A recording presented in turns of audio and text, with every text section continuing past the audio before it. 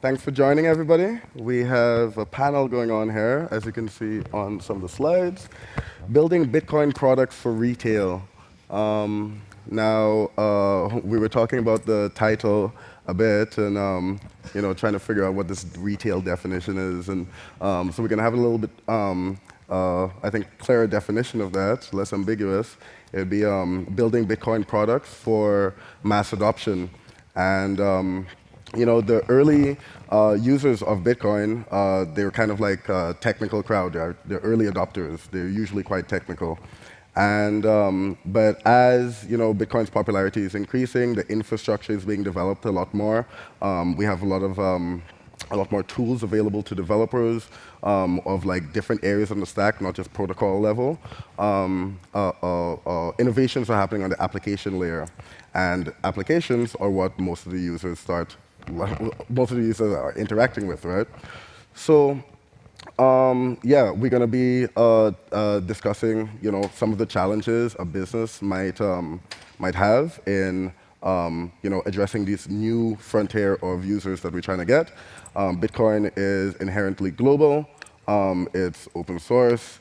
It's accessible everywhere, right? But as a business, as a company, there are certain challenges that you're going to be having in order to kind of like provide the service that you want or the experience that you want. My name is Beharry. I'm coming from the Bitcoin design community and Peak Shift. And within the Bitcoin design community, we focus on improving the user experience of Bitcoin for open source non-custodial products. So we have a great selection of panelists here for some awesome companies. They've gotten quite they're quite popular, let's say, right? Some celebrities are here. And they're onboarding a bunch of users, right? So there's some kind of like challenges, some ideas for what the future can hold. And hopefully we get to learn some, we get to address some of those points on this panel here. So we're going to start with introductions. You first, and then we go down. So to start off, I want to hear a little bit about your background, a bit about your company, and answer this question: how do you balance open source, self-custody, and the expectations of a private business or private company? All right, so let's go. Thank you. And everyone should join the Bitcoin design community. It's incredible. You get to learn so much about Bitcoin and Bitcoin education and how to talk about it to your family and friends. So just a plug back over here, but it's an incredible Slack community and very easy to get involved in. My name's Alex Adelman. I'm the CEO and co-founder of a company called Lolly. We've created a Bitcoin rewards company that's making it easier for both consumers and merchants to get involved in the Bitcoin network through earning instead of investing. We started about 3.5 years ago. We have over 500,000 users, over 1,000 merchants on the platform, and people are loving it so far. How we're really giving back to open source. I think being a custodial company, we have to kind of balance what we can do to make it user-friendly, but also teach people about the principles of Bitcoin. So we do a lot of donating to Bitcoin devs, core devs. We contribute for design projects, and we're also really trying to increase adoption and increase education. So teaching our users that not your keys, not your coin is very important. When you're earning Bitcoin, we are holding that Bitcoin, and it's very important for people to understand that you need to be able to, if you really want to own your money, own your Bitcoin, you have to be able to transfer it off. So making that very easy has been an important step there. Nice. Hey everybody, welcome to Miami. I'm Will. I'm the CEO of Fold.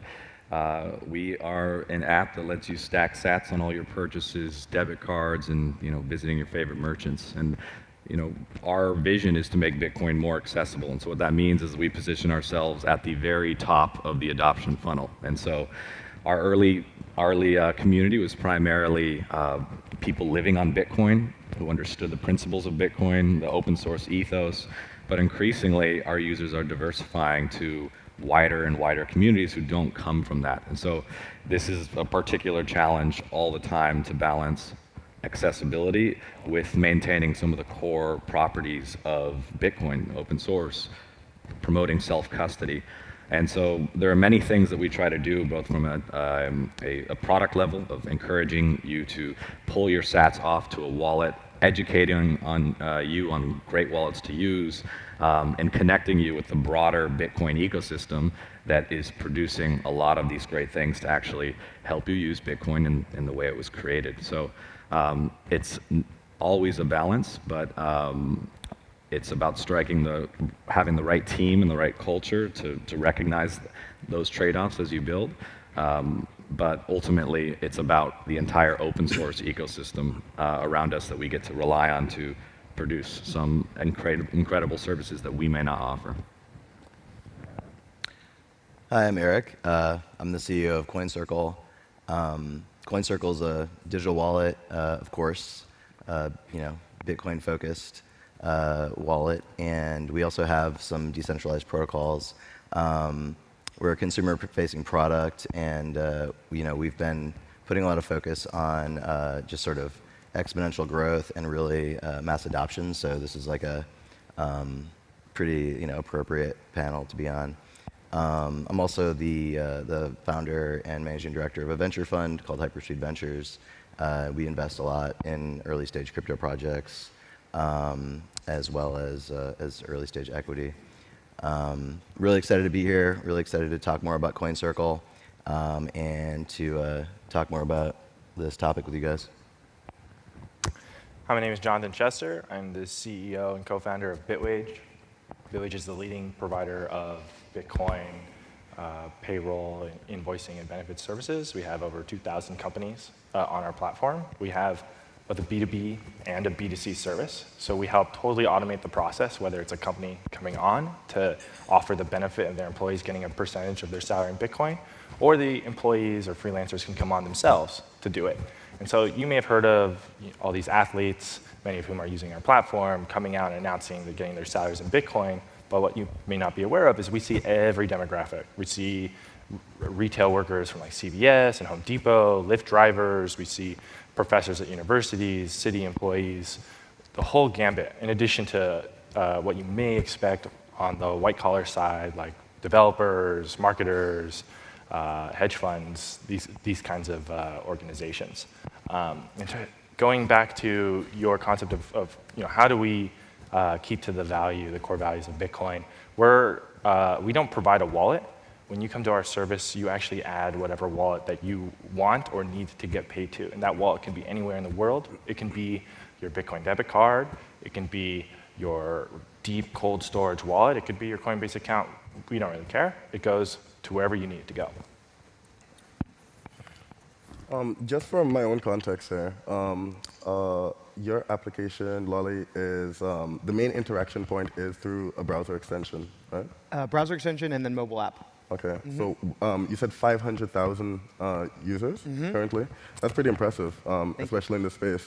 In like at some point these are gonna be small numbers in the space, hopefully, because we want like the hundreds of millions and that kind of trajectory of users. But so again, for context, where do you see most of the usage of? Is it on the extension side or is it on the mobile side? Yeah, so we launched the extension 3.5 years ago. And for those of you who aren't familiar with it, every time you go to a site that we work with, it pops up and it reminds you about Bitcoin. So one of the design principles of it, and so the psychology behind it, was that 3.5 years ago, people weren't even talking about earning Bitcoin. They were, it was all about buying and selling on Coinbase. It was, and so we were like, how do you make Bitcoin a part of someone's everyday life? You have to remind them passively about Bitcoin. And so, yeah, we started as an extension. We launched the mobile app about a year ago. We recreated kind of the early experiences around Bitcoin. For those of you who were around back in the day, you might remember Bitcoin faucets. We launched a loot box to actually give people this ability to interact with Bitcoin every day. And then we just today are announcing the launch of Card Boost to actually turn any debit or credit card that you have into a Bitcoin rewards card. So you can take your bank account, you can take your Chase card, your Federal Credit Union, whatever you use, and you can actually turn the card into a Bitcoin rewards card without having to change any behavior. So those are our two applications that we're really focused on right now. Okay. And Fold is a mobile application primarily. No desktop experience. Yeah, it's a mobile app. We do have a web browser, but the primary experience is through the mobile app. Download it. You get a Bitcoin debit card, gets you earning Bitcoin on everything you do. We have merchant offers, but the whole experience is also integrated with Lightning under the hood. And so we try to bring these two worlds together, traditional finance and the future of Bitcoin, together into an experience that makes Bitcoin friendly, accessible, and drives the next wave of adoption. So that's where that challenge of introducing new people to this space and all of the concerns about privacy and what Bitcoin is, how to custody, is really on us and a lot of this panel to educate those users down the funnel to make them into ultimately good Bitcoiners. And Erick, mobile app, CoinCircle? Yeah, primarily mobile. We also have a web application, but yeah, it's. How do people interact with the web application? Yeah, well, so the way we built our product is it's primarily a web application first, right? But it's very difficult to build a secure, private, and reliable self-custody mechanism in a web browser. So a mobile application is much more suited towards that. So when it comes to signing transactions, the mobile application is how that's done. But you can do a number of different you can still use the web application for a number of different reasons. And so we're kind of considering a desktop application as well, so that we can have the full self-custody functionality in a secure and reliable way. But yeah, so the web application and the mobile application communicate with each other, and it's a pretty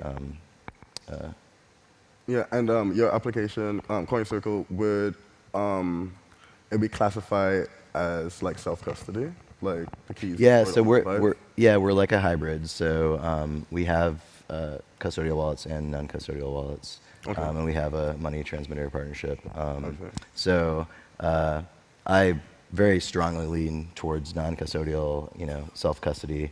But and I think Lightning is something that's solving a lot of the challenges surrounding that. But primarily the custodial part is for the fiat on-ramp, right? So we want everyone to convert their dollars into Bitcoin first, and then take it off of the custodial side and hold their money in their own pocket. Gotcha. And last but not least, Jonathan, how's the how do people interact with your product? Yeah, so we're a web application built on React, so it's used both on the desktop and on the mobile, so it's reactive.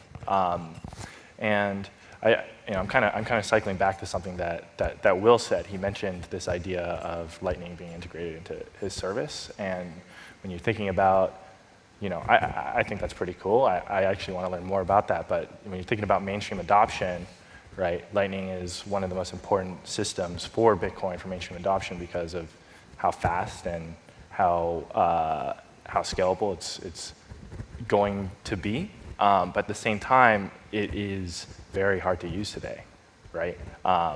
So how do you figure out how to do that stuff? We did the first Lightning payroll through a processor, paying a sports athlete and a CEO of a Nigerian Bitcoin exchange, and it was actually quite hard. The pipes the pipes for the liquidity on like a $4,000 transaction. It's not easy to do. We had to go through some of the biggest, most liquid nodes to make sure that people got paid, but could spend it instantly within the entire network. And I'm personally curious. I know I'm hopping on your side, but I'm curious how Will does it with his application. We primarily link users with Lightning wallets to merchants at the end. We do that via our gift card mechanism. So we don't have quite the large ticket size that I think you might run into with payroll. So for us, it has been incredible to see the growth and maturity of the products and services being built, many actually of the best ones being open source wallets that allow you to hold your own keys. And so as we start to build more and more reasons to be using these services, we see the rapid increase in quality of the underlying services to actually interact with it. So I'm personally very bullish, definitely challenges, but the ecosystem is getting larger and larger and more diverse, which is always a great sign for any kind of open source community, and especially something when you're building on top of Bitcoin, to be reliant on the actual full community of developers.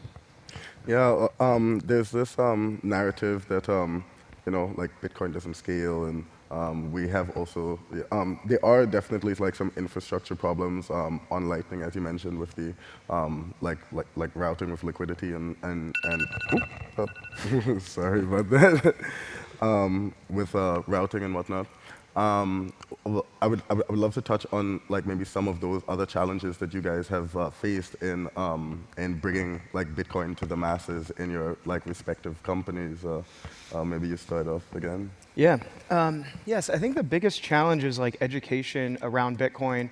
I think one thing gets talked about a lot in the mainstream media is just price. I know it seems like very basic, but when numbers go up, users go up, and attention gets drawn to Bitcoin. So over the last like 3.5 years, Bitcoin has more than 10x'd. So that's been really good, I think, for all of us. It's brought a lot of attention to the space, and it's something. It's not the most fun to talk about because it's not. I think a lot of us are in it for the principles of Bitcoin, not just the price. But price is good. The other thing too that we've really leaned heavily on is working with people with a lot of influence in the mainstream. Working with people like Serena Williams, Mr. Beast, Michelle Phan. These people have been unbelievable advocates in talking about Bitcoin, educating Bitcoin in these existing platforms. These people are massive on YouTube and Instagram. They reach hundreds of millions of people. And we can sit there all day, we can spend ads, but no one can influence the masses like people who already have existing influence. So we really try to just educate them or work with people who already get Bitcoin and say, hey, this is a tool that you can use to actually teach people about Bitcoin without having to get them to buy it. And so that's been incredibly successful in reaching millions of people. Okay. And I would like to I'm a bit technical sometimes, and I would like to understand like some of some of like the technical challenges and stuff that you've also faced, because like education, of course, is one. Onboarding the users, we know that is like a big deal that we still have to try to figure out, like how do we call things, how do we name things, of course, right? But what are some of like the architectural stuff like in building a company like Fold that you've kind of like encountered with like whether it's on chain or Lightning? So for example, right? Let's say on-chain fees are a little high at a certain point in time. Instead of processing payments individually, what you might start to do as a business is say, okay, I'm going to start like batching these payments out, right?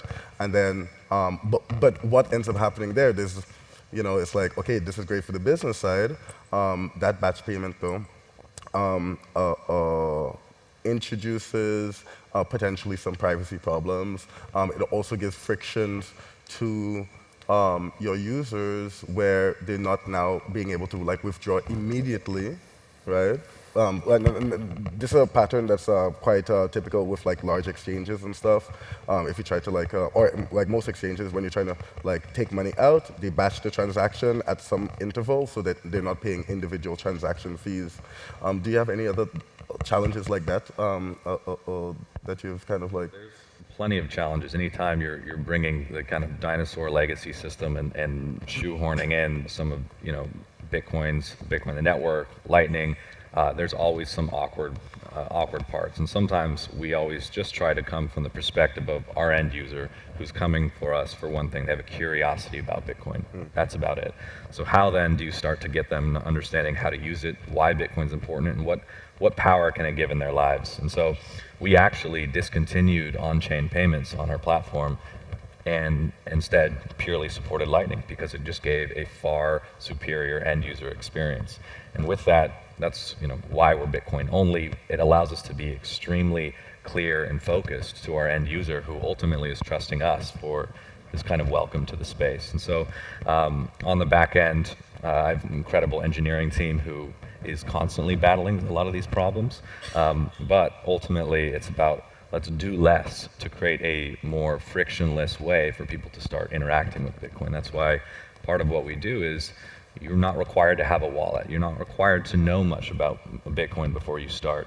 And so we encourage our users to start that journey with us. And we have the very easy job of giving away for free what is the most viral asset in human history. And so for us, it's about doing well for that and providing a very clean, seamless experience for them to start that journey. So the wallet within Fold, it is a custodial one, right? So it's like just hitting like the Fold APIs and say it's like update some account balance stuff, right? For So user. we actually don't allow users to even deposit Bitcoin with us. So the only Bitcoin they're actually being custody with us is the rewards. And from there, we're actively giving users the ability to withdraw to their own wallets. And from there, it's about connecting them to wallets that we trust. Right now, you go into the App Store and type in Bitcoin wallet. You're going to be led in many, many wrong directions, and that's part of the space. Is how do you separate, the signal from the noise? And so, for us, we have given Fold, used that as a platform to raise up products in the ecosystem that we really like. We've partnered with people, everyone from Casa that offers multi-sig solutions. We provide cold storage devices right from the app.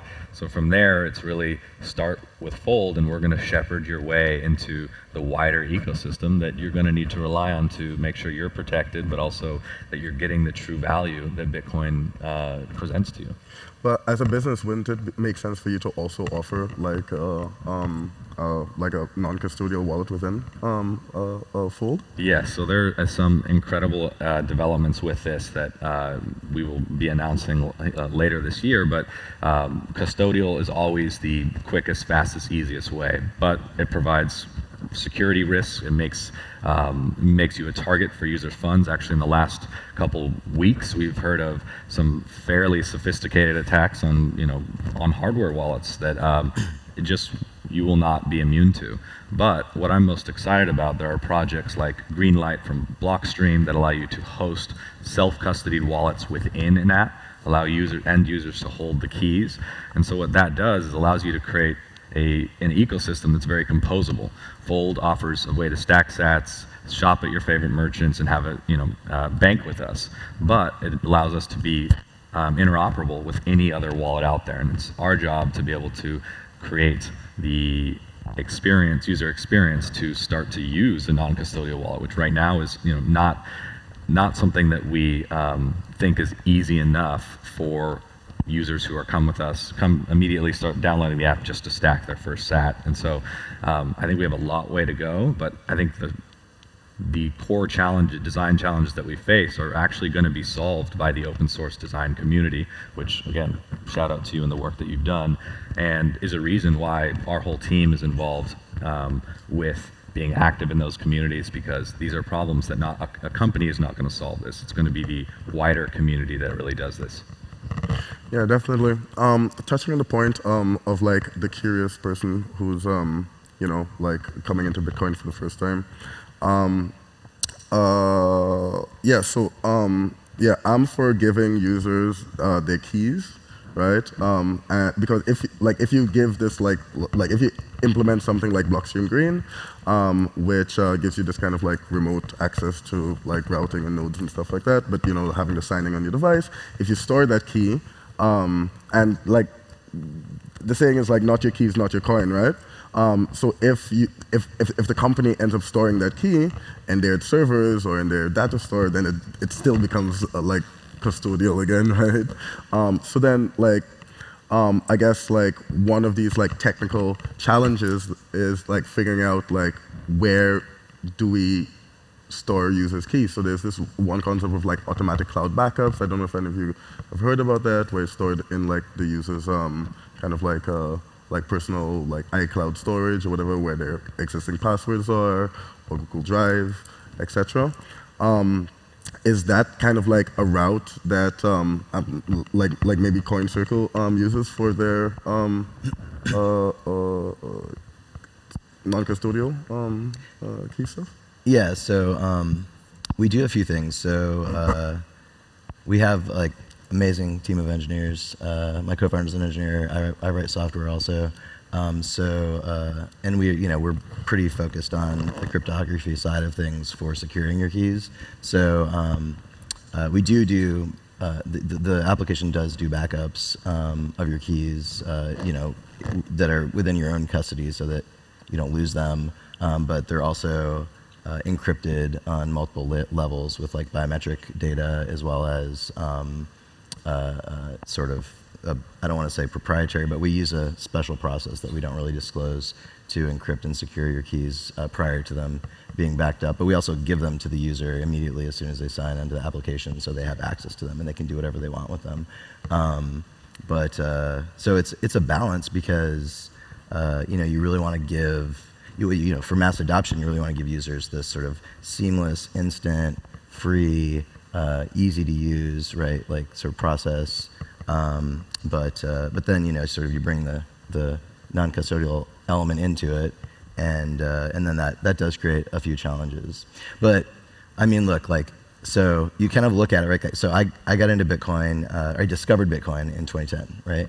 So if we look at the challenges that exist today versus the challenges that existed over the last 10, 12, 13 years, right? There's no more challenges anymore. We're here, like we've arrived. Bitcoin is arguably one of the greatest, if not the greatest, like technological innovation in human history, right? Or certainly the greatest technological innovation when it comes to money.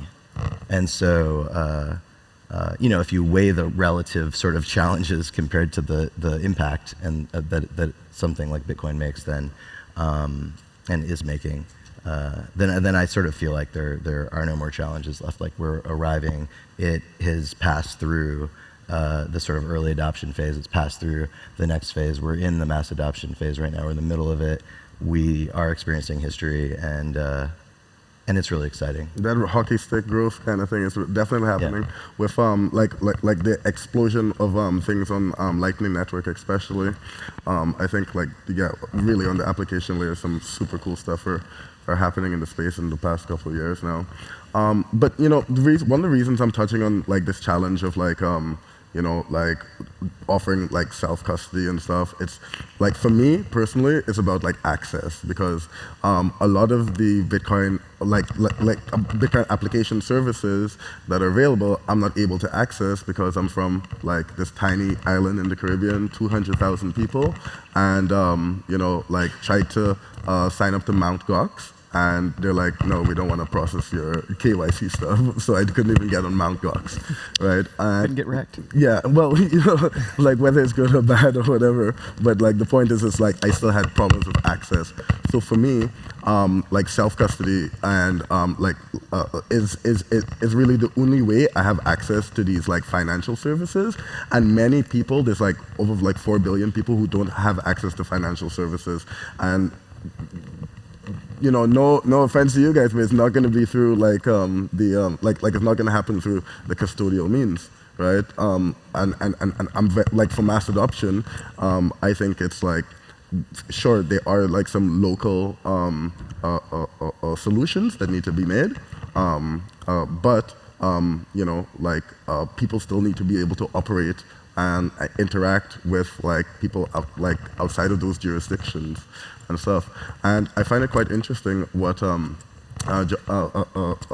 Bitwage is doing here with the payment stuff with Bitnob, Nigerian exchange.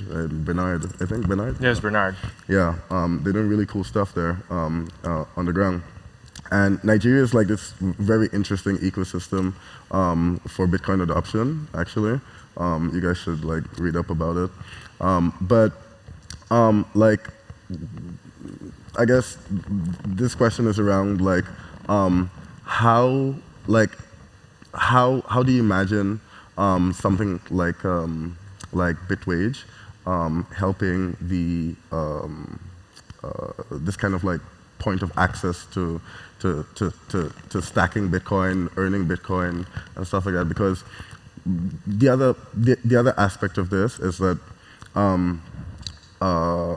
you want to be able to buy the Bitcoin, right, if you have money, or you want to be able to kind of like earn it somehow. And you guys touch on a lot of like the earning points, and I guess that's like an easy on-ramp if you don't have the capital up front. So kind of like, yeah, maybe you could just like speak on that, or just, I'm just interested to hear your thoughts on it. Yeah. So one of the first things that really drew me into Bitcoin back in 2013 was this idea of like financial sovereignty, being able to bank the unbanked. So when we first developed our service, we wanted to make sure that it had the ability to bank the unbanked, right? So you didn't need, and you still don't need to have a bank account on our system in order for you to get your salary partially or entirely in Bitcoin anywhere in the world, right? So today, if you are a worker in Nigeria, if you're a freelance developer in Argentina, or if you're just here in the United States, as long as you're getting paid from a company that has access to paying into the US, the EU, or the UK, you can get paid anywhere without a bank account. And this actually is a very important technology for people in countries that have very significant inflation, right? In the United States, we're seeing 7%, according to some indexes, which for us is a lot, but in other nations, 7% is easy, is light, right? If you look at Argentina, they have an official exchange rate of 770 Argentinian pesos to the dollar, but if you actually look at what is actually being used on the ground, it's over 200, right? So the inflation is massive there. The inflation is massive in places like Nigeria and around the world. And so these people, prior to having access to a Bitcoin payroll system like ours, they would actually, when they get paid into their local currencies, which would lose 10, 20, 30, 40% of their value year over year. Now they're able to actually sign up, they get paid 10, 50, or 100% of their salary in Bitcoin, and they're actually able to have a tool that is more stable than their own local currencies. Yeah. Sorry, lost my train of thought there. So yeah, with regards to the when we were in the green room earlier, I think one of you guys made a statement that most of the companies here are about stacking sats, right? And I guess like I see the landscape of Bitcoin products, especially the ones on the stage here. It's about like earning and payments. I think that would be kind of like the classification. Like yeah, so yeah, earning Bitcoin, right, through like rewards and stuff like that. There's a bunch of rewards applications and right coming out, and like moving the money, right? Are they like when we look out into the future of Lightning, it's providing us with like a lot more like user interactions and whatnot. The landscape of like those interaction points are gonna like start to like evolve and become like a lot more innovative. I'm interested in how like a company like yours would kind of like adapt to something like the value for value kind of like payment model, or like streaming sats, for instance. Like how would you integrate those kind of or how would you think about it integrating those kind of like new interaction points for Bitcoin into your product? Yeah. So we're all like startups and relatively small in comparison to the Coinbases of the world, the Cash Apps of the world. And I think there's clear challenges that we face of like you can't solve every problem.